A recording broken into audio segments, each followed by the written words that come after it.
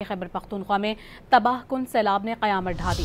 तूफ़ानी बारिशों और लैंडस्लाइडिंग समेत मुख्तलिफ वाक़यात में अमवात की तादाद 399 तक जा पहुंची। 143 अफराद जख्मी हुए।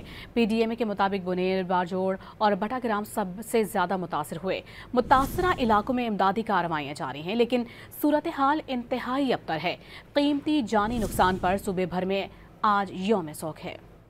बालाई खैबर पख्तूनख्वा में क्लाउड बर्स्ट से आने वाले सैलाबी रेलों ने तबाही की दास्तान रकम कर दी। अमवात की तादाद 400 के करीब पहुंच गई। मुताद्दिद अब भी लापता हैं। सिर्फ बुनेर में 184 अफराद सैलाब की नजर हो गए। जाँ बहक अफराद में 279 मर्द, 13 बच्चे और 15 खवातीन शामिल हैं। शांगला में 36, मानसेरा में 23 और बाजोड़ में 21 अफराद जिंदगी की बाजी हार गए। बटग्राम में 15 और लोअर दीर में 5 अमवात हुई। खौफनाक सैलाब ने खूबसूरत वादी सवात को भी उजाड़ दिया। बारिशों और सैलाब से जाँ बहक 22 अफराद की लाशें निकाली जा चुकी हैं। तवात में सैकड़ों लोग बेघर और बिजली का निजाम दरहम बरहम है। सूबे में बारिशों से हादसात में 74 घरों को नुकसान पहुंचा।